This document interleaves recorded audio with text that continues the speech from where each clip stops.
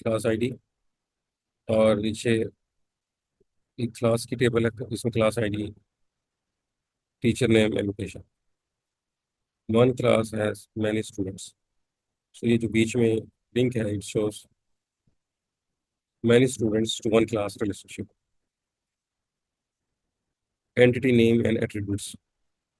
अब नीचे relationships may be mandatory or optional. For example, in a workroom with desk, each employee has one desk, but there could be spare desks.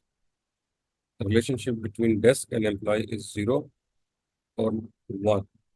या तो कोई नहीं बैठा होगा या कोई एक बैठा होगा. So this relationship is optional.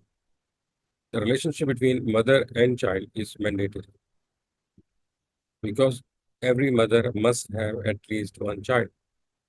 So the relationship is one or many. Depending upon the situation, relationship बनेगी. The type of relationship and whether it is mandatory or optional gives the cardinality of the relationship. Cardinality of the relationship is shown in figure. One to one to many to one. ये symbols use करते हैं diagram में.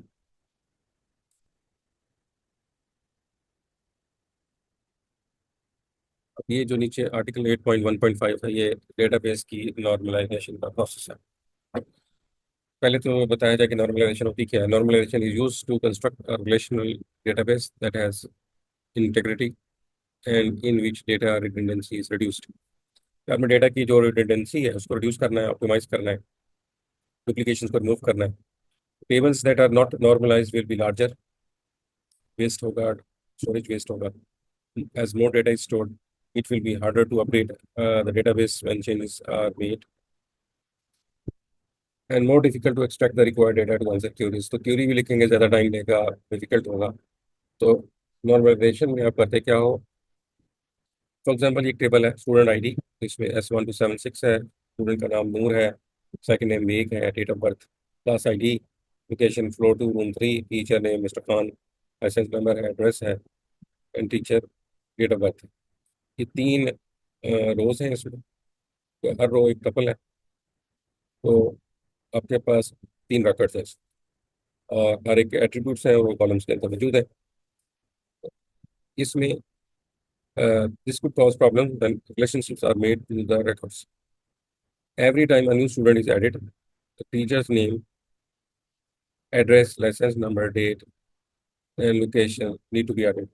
जब दफ़ा आप एक student add करना है तो आपको तमाम कॉलम्स में एंट्री करनी है. सो इट मीन्स आपको मल्टीपल टाइम से एक काम करना पड़ेगा. Waste of time. So if Mr. Khan leaves the school and is replaced by another teacher, then every record containing his name and other details needs to be changed. तो mister Khan छोड़ गया तो जहाँ जहाँ मिस्टर खान की entry है आपको enter करनी पड़ेगी. So that is again waste of time. So if all the students from class 7B छोड़ जाए, then all the details about class 7 will be lost.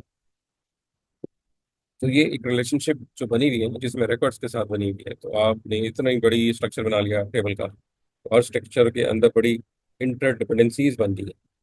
तो आप एक चीज़ हटाएंगे तो अगर उसमें मल्टीपल रिकॉर्ड्स के साथ अपडेट होना है तो ये आपका टाइम और कंप्यूट लॉस्ट हो. अब रूल्स क्या है नॉर्मलाइजेशन. पहला रूल क्या है जी. 1NF, first normal form. Entities do not contain repeated groups of attributes. आपने एंटिटीज को ऐसा बनाना है कि इसके अंदर एट्रीब्यूट्स रिपीटेड नहीं होने चाहिए. Should not contain repeated group of attributes जो कॉलम पर है, जो रिपीट हो रहे हैं. सेकेंड नॉर्मल फॉर्म क्या होती है कि जब आपने फर्स्ट नॉर्मल कर लिया, रिपीटेशन हटा दी, entities are in first NF number one, and any non-key attributes depend upon the primary key. तो कोई भी ऐसा जो नॉन की एट्रीब्यूट हो, कॉलम हो, वो प्राइमरी की पे डिपेंड करे. It means there are no partial dependencies. कोई पार्शियल डिपेंडेंसीज डेटा में नहीं. इसी तो सेकंड. थर्ड क्या है कि आपने सेकंड को मीट करना है, सेकंड नॉर्मल फॉर्म में आना है, एंड ऑल नॉन की एट्रीब्यूट्स आर इंडिपेंडेंट. और अगर कोई आपके पास नॉन की एट्रीब्यूट्स एग्जिस्ट करते हैं उसको आप इंडिपेंडेंट करते हैं. टेबल कंटेन्स नो नॉन की डिपेंडेंसीज. बहरहाल अभी मेरे ख्याल में तीन चीज़ें कैटेगरीज में नॉर्मलाइजेशन को रखा है। फर्स्ट नॉर्मल फॉर्म, कि आपने रिपीट नहीं करना किसी भी एंटिटी के लिए एट्रीब्यूट्स को। दूसरा नॉर्मल फॉर्म, कि वो रिपीट ना करें और नॉन की एट्रीब्यूट्स को डिपेंड करवाते हैं प्राइमरी पे, कोई पार्शियल डिपेंडेंसीज ना छोड़े। थर्ड ये है कि आप सेकंड तक पहुंच जाएं, और अगर कोई नॉन की एट्रीब्यूट है भी सही तो उसे इंडिपेंडेंट कर दें। नीचे देखते हैं कि कैसे होता है ये। When the database is in third normal form, all attributes in a table depend upon the key. अगर थर्ड में आ the whole key and nothing but the key, it mean हर चीज ने की पर डिपेंड करना है। The school database also includes subject choices for each student. For this database to be normalized, the process is, पहला देखें कि first column student ID, first name, ये एट्रीब्यूट्स हैं, डेट ऑफ बर्थ, सब्जेक्ट। अब subject में maths, history, geography. Teacher भी तीन है, मिस्टर जी, मिस्टर वो, मिस्टर खान। क्लास आईडी एक ही है। Location mister Khan teacher, license number, address और so on. अब इसकी तरह देखें फर्स्ट नॉर्मल फॉर्म क्या है। The unnormalised school database can be represented as follows. अब स्टूडेंट की डेटाबेस में सबसे पहले student ID, first name, second name, date of birth, subject name, subject teacher, subject name, फिर दोबारा सब्जेक्ट नेम। वो तीन दफा है ना, subject teacher, subject name, subject teacher, class ID, and then location, teacher name, licence number, address teacher. अब ये इसके डिफरेंट फील्ड्स हैं। अब student is the table name, इसका जो नाम है ना, इसका नाम स्टूडेंट है। The attributes are listed in order and the primary key is underline. इसकी जो प्राइमरी की है ना, वो आपने अंडरलाइन कर दी, स्टूडेंट आईडी, ये वाली। हाँ, the student subjects and the subject teacher are the repeating attributes. और रिपीटिंग एट्रीब्यूट्स में कौन कौन सी चीज़ें रिपीट हो रही है? स्टूडेंट सब्जेक्ट्स, सबके वही रिपीट हो रहे हैं, maths, history, geography, maths, history, geography, math, this. The students objects and the subject teacher, mister Khan, mister Khan, mister Khan, mister view, mister view, mister view, are the repeating attributes. For the database to be in the first normal form, these need to be moved to a separate table. उसको एक अलग table में ले जाओ and link to the original table with the foreign key, और इसको एक दूसरी की के साथ लिंक कर। आपने उठाया और आपने स्टूडेंट आईडी रखा, नाम रखा, सेकंड नेम रखा, डेट ऑफ बर्थ उठाया, और टीचर ने मिस्टर खान रखा, लाइसेंस नंबर रखा, और आपने एक टेबल नहीं बना रही, स्टूडेंट आईडी, स्टूडेंट आईडी। पहली टेबल में भी था, इसमें भी था। Subject name math, subject teacher mister G. आपने दो टेबल बना ली, student ID and student ID, they are linked now, S1 to 76, S1 to 76।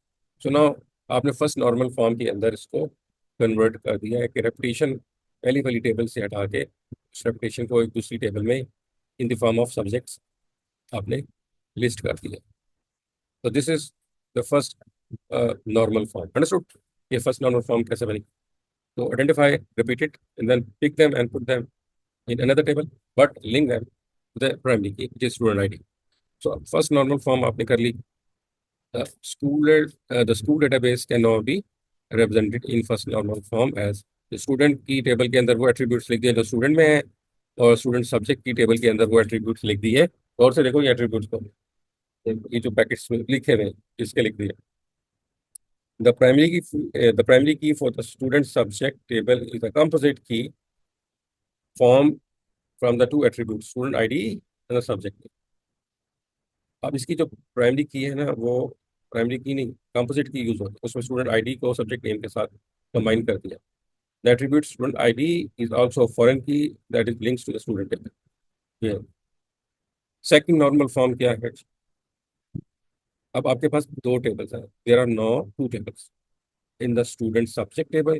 The primary key is the composite key, इसमें दो कीज इकट्ठी हुई हैं, दो कॉलम्स आप यूज कर रहे हैं, सब्जेक्ट नेम भी है, स्टूडेंट आईडी है। सो स्टूडेंट सब्जेक्ट की टेबल में the primary key is the composite की, and the subject teacher is only dependent on the subject name part of the primary. This is a partial dependence and needs to be removed by introducing a third table, subject.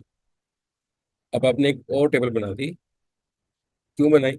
इसलिए the subject the primary key and the subject teacher is only dependent on the subject name part of the primary. ये जो subject का teacher है ना, वो सिर्फ subject के name के साथ लिंक है। सो ये जो पार्शियल डिपेंडेंसी है उसको रिमूव करना है, और एक तीसरी टेबल बना दी।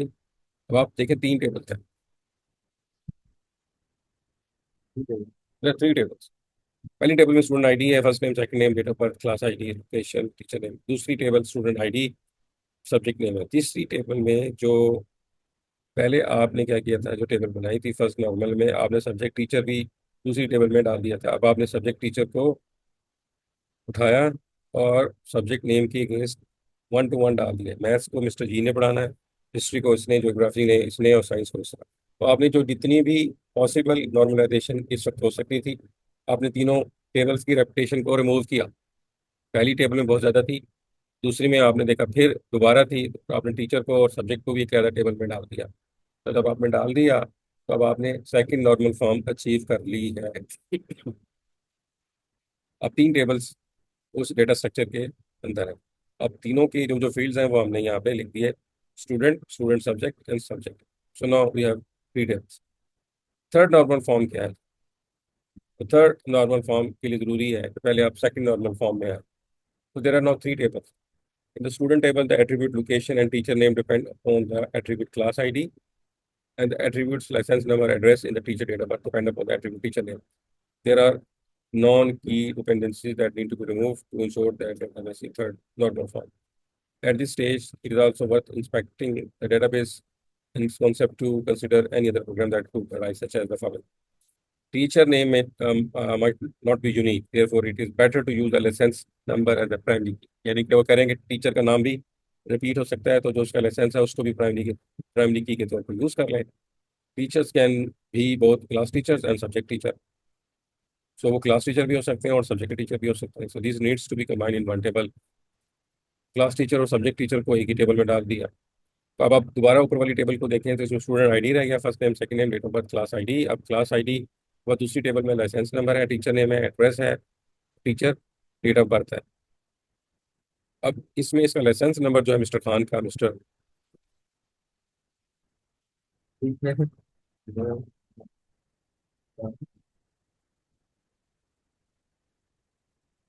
तो ये इनके लाइसेंस नंबर डिफाइन कर रहे हैं इनकी यूनिकनेस को, इन टीचर्स की यूनिकनेस को।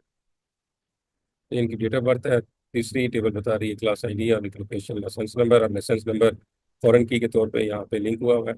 और चौथी टेबल जो है वो student ID versus subject name है। और पांचवी table subject name versus license number है। तो आपने हर पॉसिबल चीज़ जो रिपीट हो सकती है और जो सिंप्लीफाई हो सकती है, अब ये पांच टेबल के अंदर थर्ड नॉर्मल फॉर्म के अंदर चला गया। स्टूडेंट में सिर्फ उसके अपने एट्रीब्यूट्स हैं, स्टूडेंट का आईडी है, first name second name date of birth. Class के अंदर class ID location license number. License number इसलिए है कि वो टीचर के लिए जरूरी है, तो license number teacher, teacher name address, सब स्टूडेंट के अंदर student ID, subject name, subject के अंदर ये हो गया। तो ये होगी third normal form. So anyhow, ये दिस इज हाउ किसी भी टेबल को उसकी नॉर्मलाइजेशन में करना है। तो दिस इज द अप्रोच जो यूज करनी है। अब